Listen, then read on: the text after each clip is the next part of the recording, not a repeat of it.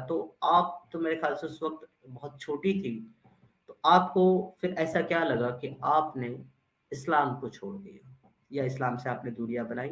ये बताएँ और ये भी बताइए कि क्या आपकी वालिदा भी इस्लाम को छोड़ चुकी हैं या उनकी क्या कंडीशन है?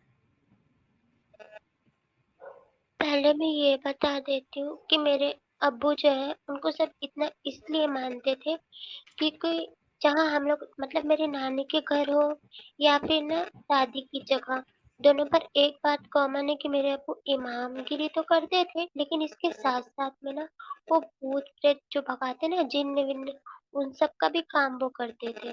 और इसमें मैं एक झाड़-फूँक का? चीज, हाँ, झाड़ फूक का।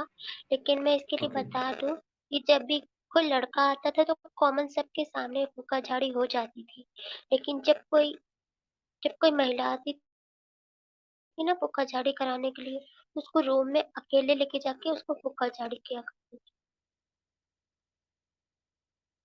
बाद में कई सारी मम्मी के पास शिकायतें भी आई। फिर जब मम्मी वापस यहाँ नानी के घर आ गई तो उन्होंने तलाक के लिए बोला, तो अब्बू तलाक नहीं देना चाहते थे। और अब्बू के सपोर्ट में ना यहाँ के मोमिन लोग भी थे, सब सपोर्ट करते थे अब्बू को। वो चाहते थे कि मम्मी ना हलाला करवा ले और चली जाए वापस, मतलब वो किसी भी हाल में नहीं चाहते थे कि मम्मी जो है यहाँ पर रहे, तो उनको जॉब भी नहीं करने दे रहे थे। फिर क्या हुआ कि मम्मी ने बहुत कोशिश की कि वो जॉब के लिए कुछ करे, तो फिर हमारे घर में खाने को भी कंडीशन नहीं था। और ना पत्थर मार मार के, जो खपड़े के घर होते हैं हमारे यहाँ, मतलब तब मिट्टी के होते हैं और खपड़े लगे होते हैं, ऊपर से छप्पर जो होता है वो, तो उसको पत्थर मार मार के पूरा तोड़ दिया गया था। हम पुलिस के पास जाते तो कोई सपोर्ट नहीं था, कोई कोई रास्ता ही नहीं बचता था। ऐसे में क्या होता था कि बारिश का जितना भी पानी होता था वो हमारे घर के अंदर में घुस जाता था, और हम लोगों को घर के अंदर में ही छाता लेके बैठना पड़ता था। फिर मम्मी ने सोचा कि वो बाहर जगह काम करने के लिए जाएगी, तो मम्मी इस जगह को छोड़कर दूसरे दूसरे शहर काम ढूंढने चली जाती थी, और फिर वहीं काम करके थोड़े थोड़े पैसे जमा करने लगी थी। धीरे धीरे मैं भी बड़े होने लगी थी, लेकिन क्या हुआ, हमारे घर में लाइट भी नहीं थी, क्योंकि लाइट काट दी गई थी, हमारे घर के पूरे तार वार काट दिए एक जाते थे छोटी-सी जब भी बात हम 1 मिनट के लिए मैं आपको और रोकता हूँ आदा। एक छोटी-सी बात ये जो हम्म, आपने कही है ना, ये भी बहुत गौर-फ़िक्र करने की है कि एक आदमी जो है अगर उसको अपनी बीवी पसंद नहीं है या उसको उससे छुटकारा चाहिए या उसको उससे अच्छी मिल रही है या वो उसको रखना नहीं चाहता मज़ीद कुछ भी वजह हो या उसको यही पसंद नहीं आया कि उसकी बीवी ने जो सब्ज़ी बनाई है आज उसमें नमक ज़्यादा कर दिया, तो वो इतनी सी बात पर भी अपनी बीवी को कभी भी मुँह उठा कर के तलाक दे सकता है। लेकिन एक महिला लाख कोशिश करने के बाद भी इस्लामी होने के ताल्लुक से कभी भी डाइवोर्स नहीं दे सकती अपने पति को। अच्छा है, बुरा है, घटिया है या बदतर है, उसको उसी के साथ रहना पड़ेगा, झेलना पड़ेगा। और ये जो हमारे मुस्लिम्स लोग आकर के कहते हैं कि भई औरत के पास खुला का ऑप्शन है, तो ये लोग जो है इतने झूठे हैं, ये लोग ये नहीं बताते कि खुला का ऑप्शन है, लेकिन खुला मिलेगा तब जब हस्बैंड देना चाहेगा। वो माँग सकती है कि मुझे डाइवोर्स चाहिए, इसको खुला कहते हैं। अब देना ना देना तो वो हस्बैंड के हाथ में, अगर हस्बैंड देता है, खाविंद देता है उसका तलाक, तो ही उसको खुला मिलेगा और नहीं देता है तो उसको नहीं मिलेगा। तो यहाँ भी वुमन जो है, वो कमज़ोर है, बेबस है, परेशान है और माज़ूर है। तो दोस्तों, ये हमारे अयान भाई मुस्लिम हैं, ये कह रहे हैं ये लड़के के अंडर डिवोर्स सही बकवास है, women deserve rights. Sir deserving तो बहुत कुछ है अयान भाई, लेकिन इस्लाम इजाज़त देता है क्या? नहीं देता। और सबसे बड़ी तकलीफ की बात ये है कि इस्लाम के अंदर रिफॉर्मेशन का भी कोई ऑप्शन नहीं है। जैसा तय कर दिया गया आज से 1400 साल पहले कुरान में, आपको वैसा ही एज़ इट इज़ फॉलो करना होगा। एज़ इट इज़ आपको फॉलो करना होगा। अगर आप फॉलो नहीं करेंगे, तो आप इस्लाम के दायरे से बाहर हो जाएँगे। ट्रुथ रिकॉन्ग्रेशन मूवमेंट जी हाँ, मेरे पास पेपल अकाउंट पहले था, अब नहीं है सर, मैंने बंद कर दिया क्योंकि पेपाल का जो ऑप्शन है वो सही नहीं है और पेपाल बहुत सारी अब नई टर्म्स एंड कंडीशंस लेके आया है जिसमें बहुत सारे प्रॉब्लम्स हो रहे हैं। सब लोगों को। तो मैं तो आप लोगों को भी एडवाइस करूंगा कि पेपल को जो है आप लोग अवॉइड करें। और आप अगर कंट्रीब्यूशन करना चाहते हैं out of country, so I have bank account in my videos description, in my channel description, वहां से आप मेरा बैंक अकाउंट ले सकते हैं। या आप मेरे फोन पे, गूगल पे, पेटीएम के माध्यम से कंट्रीब्यूट कर सकते हैं। या फिर अगर आपको मजीद और गाइडेंस चाहिए तो आप मुझे इसी नंबर पे व्हाट्सएप मैसेज करके मुझसे पूछ सकते हैं कि किस तरीके से आप मुझे कंट्रीब्यूट कर सकते हैं। Divya Vashi ji, thank you so much for your contribution. इनके फादर को जेल भेजा जाए। And Semi ji, thank you so much for your contribution also. नमस्ते, सत श्री अकाल समीर ब्रो एंड ऑल, जय हिंद जी। नमस्ते, सत श्री अकाल, जय हिंद। आपको भी बहुत बहुत धन्यवाद आपकी कंट्रीब्यूशन के लिए। पिंटू शर्मा जी, आपका भी बहुत बहुत धन्यवाद आपके कंट्रीब्यूशन के लिए। समीर भाई, अदा जी के लिए जितना हो सकता है हेल्प कीजिए। जी बिल्कुल, डेफिनेटली हम पूरी कोशिश करेंगे कि जितना भी पॉसिबल हो हम इनके लिए जो कर पाए बिल्कुल करेंगे। और आप लोगों से भी रिक्वेस्ट रहेगी कि आप लोग भी इसी तरीके से सपोर्ट करें ऐसी बहनों को और इन एक्स मुस्लिम्स को। ठीक है अदा। उसके बाद आपके घर के ऊपर मुसलमानों ने हमला किया जब आपकी मम्मी ने तलाक लेना चाहा आपके अब्बू से, उन्होंने नहीं दिया, तो आपके घर वर के ऊपर भी अटैक हुआ, जो कि उनके चाहने वाले थे इमाम साहब के, उन्होंने ऐसा किया। फिर उसके बाद क्या हुआ, कंटिन्यू करें। अब मम्मी के पास बिल्कुल भी पैसे नहीं थे, हमारे पास खाने के लिए भी दिक्कत हो रही थी, तो मम्मी ने सोचा कि वो दूसरे शहर में काम करने के लिए जाएंगी। और फिर मम्मी चली गई, बस मैं घर में मैं और नानी रहा करते थे। अब नानी और मैं तो साथ में रहते थे, लेकिन ना नानी ने बोला कि मुझे पढ़ना चाहिए, फिर उन्होंने मुझे ना मदरसा भेजना शुरू कर दिया था। मैं मदरसे जाने लगी थी, तो वहाँ पर मुझे काफ़ी बुली किया जाता था। जो बच्चे मेरे साथ खेलते थे ना, उनके पेरेंट्स हो या फिर मदरसा में हमें बड़ी अम्मी पढ़ाया करती थी, तो बड़ी अम्मी जो है वो हम बच्चों को ना मेरे साथ खेलने नहीं देती थी। मैं एक कोने में जाके बैठे रहा करती थी।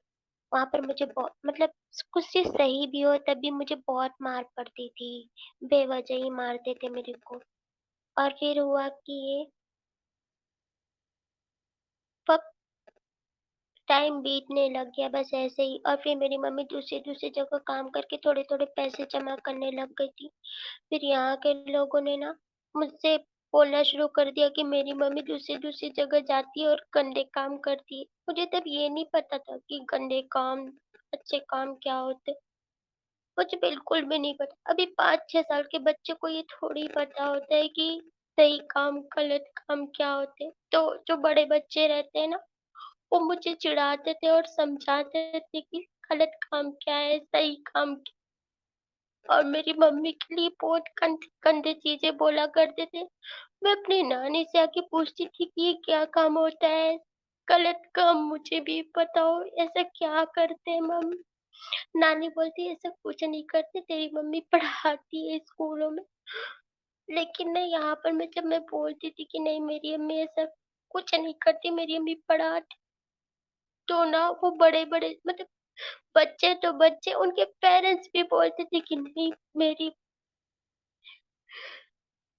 किसी ने नहीं सोचा कि मेरे मेंटल हेल्थ पे क्या फर्क पड़ेगा, ये कुछ भी नहीं। बस मुझे बोला जाता था कि मेरी मम्मी ना गंदे गंदे काम करने लगती पैसों के लिए। मेरे अब्बू को उन्होंने छोड़ दिया। मेरे अब्बू अच्छे हैं, मेरी मम्मी मेरे को गलत शिक्षा देती है, सब करते रहती है।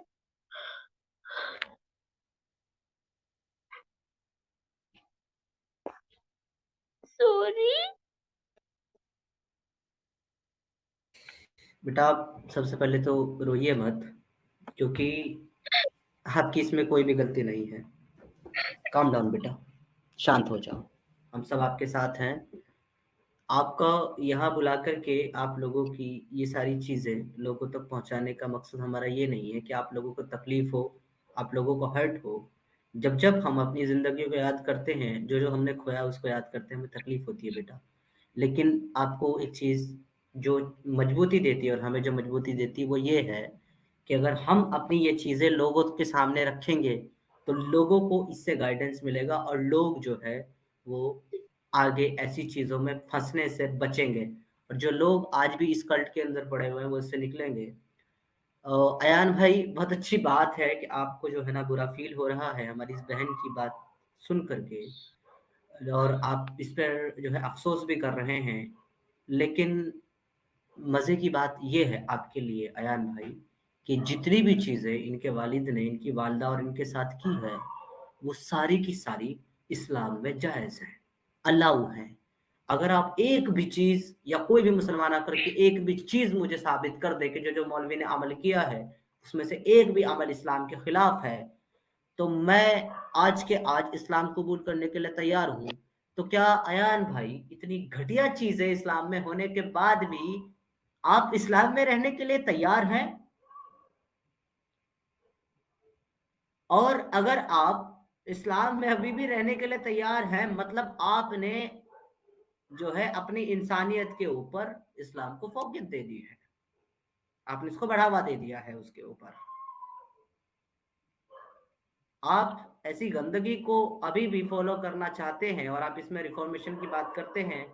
मेरे दोस्त, मेरे भाई अयान, आप एक बहुत अच्छे इंसान हैं, लेकिन मेरा यकीन करें मेरे दोस्त, रिफ़ॉर्मेशन करने वालों की जगह इस्लाम में सिर्फ़ 2 जगह होती है, या तो एक्स मुस्लिम कम्युनिटी में या तो कब्रिस्तान में। तीसरी उनकी कोई जगह नहीं होती जो इस्लाम को रिफ़ॉर्म करना चाहते हैं।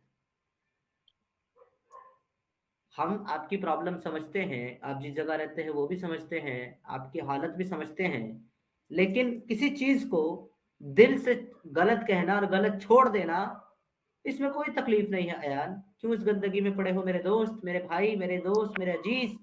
छोड़ दो उस गंदगी को, निकल जाओ इससे बाहर, छोड़ दो ऐसी झूठी आइडियोलॉजी को, मत करो इसका बिलीव। अदा अपने आप को सँभालो बहन, हम सब आपके साथ हैं, और वाक़ई इस इस्लाम ने सिर्फ़ आपकी ही नहीं, बहुत सारे लोगों की ज़िंदगी बर्बाद की है, और इन मौलवियों ने, और हमने ये ज़िम्मा उठाया और ये बेड़ा उठाया है कि जब तक इन मौलवियों को और इनके इस्लाम को हम तबाह बर्बाद नहीं कर देंगे, और जब तक इसकी हकीकत खोल करके लोगों के सामने नहीं रख देंगे कि ये है क्या, तब तक हम नहीं रुकने वाले हैं। आपके बहुत सारे भाई हैं, आपके बहुत सारे अंकल हैं, आपके बहुत सारे जो है माएँ हैं, बहनें हैं, बड़ी बहनी हैं, बहनें हैं, दीदी हैं, बहुत सारे लोग हैं, हम सब आपके साथ हैं। हम सब आपके साथ हैं बहन, वी ऑलवेज़ विद यू। आपको किसी भी चीज़ की ज़रूरत हो, काइंडली आप मुझे जो है बताइएगा, इन्फॉर्म कीजिएगा, डेफ़िनिटली हम आपकी पूरी-पूरी मदद करेंगे। आप अपनी बात कंटिन्यू करें, और बी स्ट्रॉन्ग बेटा, हौसला रखो। जी, फिर आदाब। फिर नानी ने मेरे को ना स्कूल में भी डाल दिया, और मदरसे में भी मैं पढ़ ही रही थी। जब मैं स्कूल जाना शुरू की तो वहाँ कुछ और पढ़ाते थे और मदरसे में कुछ और पढ़ाते थे। मेरे मन में बहुत सारे क्वेश्चन आने लगे, तो मैं ना अपनी नानी से पूछती थी कि ऐसा होता है, वैसा होता है, मम्मी से भी पूछती थी। तो वो लोग बोलते थे कि तू मदरसे का ध्यान मत दे, तू स्कूल का ध्यान दे, वहाँ पे जो पढ़ा रहे हैं सही है। तो फिर जब मैं मदरसा जाती थी तो बड़ी अम्मी से पूछती थी कि स्कूल में तो ऐसा बोलते हैं, आप इस चीज़ को उल्टा बताते हो, धरती चपटी है, आसमान के टुकड़े हुए। हमारे स्कूल में तो ये सब नहीं बताते।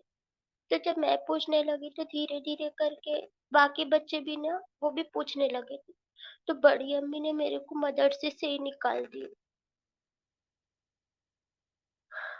जब ये सब भी खत्म नहीं हुआ, एक वक़्त था हमारे यहाँ बाढ़ आई थी, तो बाढ़ आने की वज़ह से हमारा जो मिट्टी का घर था, उसका टूट गया पूरी तरह से। मतलब जो पीछे की दीवार थी वो टूट गई थी। उसके 2 दिन बाद में वहाँ पे नेताजी आए हुए थे, तो वो सबको पैसे दे रहे थे, 700-700 रुपए दे रहे थे, उस घर को मतलब सबको बनवाने के लिए, तो मेरी नानी को भी मिले थे। तो जब मेरी नानी उस पैसे को लेके आई थी, तो जो हमारे यहाँ मामू थे, तो मामू बोले कि मेरी नानी से आके झगड़ा करने लग गए कि वो पैसे मुझे दे दो। मेरी नानी ने उनकी बहुत गिड़गिड़ाया कि हमारे पास पैसे नहीं है, हमें ये घर बनवाना है रहने के लायक, आप हम पे थोड़ा रहम कर दो, बहुत गिड़गिड़ाया।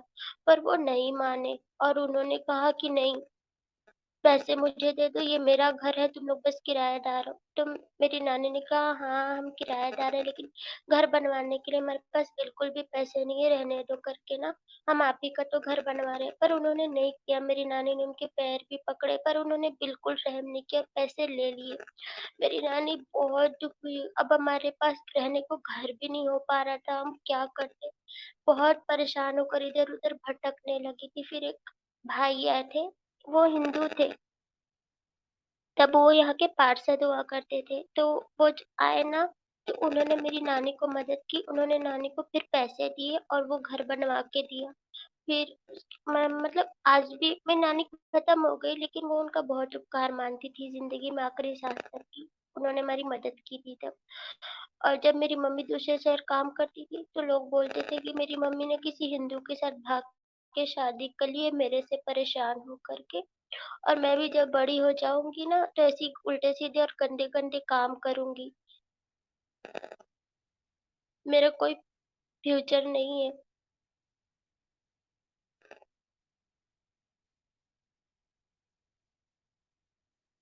और तुम्हारा फिर तुम्हारा फ्यूचर बहुत अच्छा है बेटा। तुम्हारा फ्यूचर सबसे अच्छा तो यह है कि तुम इंसानियत में हो, और तुम्हारे हमारे जैसे भाई हैं। तुमको कभी भी किसी भी चीज़ की फिक्र करने की ज़रूरत नहीं है। मुझे उम्मीद है अपने दोस्तों से, अपने भाइयों से, जिन्होंने इतना सपोर्ट किया हमेशा सारे एक्स मुस्लिम्स को, और मुझे भी, मुझे उम्मीद है कि वो सब लोग आपके लिए खड़े होंगे। और अगर कोई भी नहीं भी खड़ा रहा ना, या कोई भी किसी भी एक लिमिटेड तक कुछ कर पाया, तो भी अदा ऑलवेज, तुम्हारा ये भाई जितना हो सकता है हर चीज से, दिल से, जान से, हर एक चीज से आपके साथ खड़ा है। You can call me as your big brother.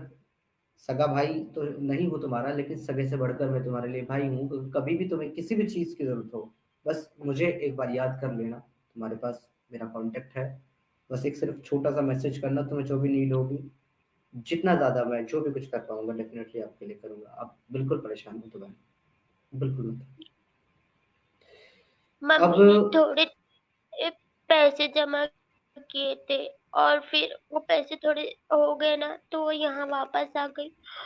और फिर यहाँ पे छोटी सी जमीन लेके हमने मतलब पैसे वैसे मतलब उधार वगैरह करके जैसे तैसे मतलब छोटा सा घर भी बना लिया। अभी हम वही उसी घर में रहते हैं। वहाँ पे सब मोमी लोग ही रहते हैं, लेकिन हम भी वहीं पे रहते हैं फिलहाल तो उसी घर में। फिर अभी हाल ही की बात है, मम्मी को बहुत ज्यादा उल्टियाँ हो रही थी, तो जब मैं डॉक्टर के पास लेके गई, तो मम्मी को क्या बीपी का प्रॉब्लम है। जब मैं उनको दिखाने के लिए लेके गई, तो वहां पर पता चला कि बीपी तो नॉर्मल है, लेकिन मम्मी के हार्ट में ना कुछ ब्लॉकेज बोलते हैं, वो कुछ हो रहा है। तो फिर हमारे पास पैसे नहीं है, तो फिर मैं उनके लिए बोलने गई कि मम्मी हमारे पास पैसे नहीं है, हम क्या करेंगे। फिर मुझे याद, मम्मी बोली पता नहीं कुछ करेंगे, देखते हैं ना। तो फिर मुझे याद आया कि यहाँ के मस्जिद में बहुत फंड आते हैं, और वो हेल्प के लिए ही होते हैं। मतलब अगर किसी को कुछ प्रॉब्लम है, तो उस वक्त उसको दे दो, बाद में वो धीरे धीरे चुका देता है। तो फिर मैंने ना हाल ही में गई, मतलब कुछ दिन हो रहे होंगे, 15 दिन हो रहे होंगे, तो मैं उनके पास गई। आपके बड़ी अम्मी ने मेरे को पढ़ाया है, तो मैं उनके पास गई और उनसे रिक्वेस्ट की कि आप इमाम साहब से और सबसे बात करो ना, सदर साहब से, जो यहाँ के सदर सिक्योरिटी, की मुझे ना थोड़े पैसे दे देंगे। फिर ना मैं कुछ भी करके फिर थोड़ा थोड़ा चुका दूंगी, बाद में जब मेरे पास हो जाएंगे आप मेरे को दिला दो। मेरी मम्मी को ना हार्ट का थोड़ा प्रॉब्लम हो गया है, तो उसका एक बार ना इलाज हो जाएगा। तो उन्होंने बोला कि तुम लोग दोजखी हो, तुम दोजख में जाने लायक ही हो, ऐसे ही होगा तेरी मम्मी के साथ भी। और वो भी ऐसे तड़प के मर कुछ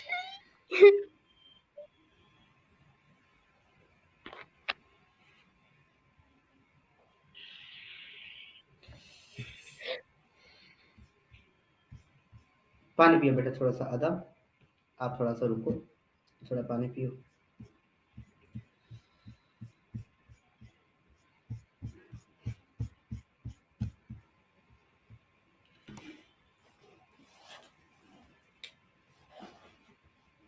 स्पीचलेस। मेरे पास कुछ नहीं है कहने के लिए इससे ज्यादा।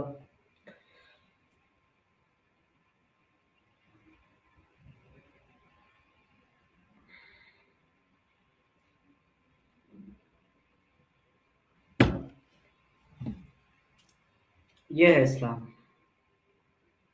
एक इंसान की हरकतों ने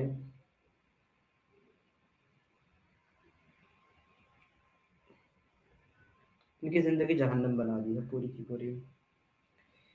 और हमारी ये मुस्लिम कम्युनिटी ऐसे लोगों को सपोर्ट करती है।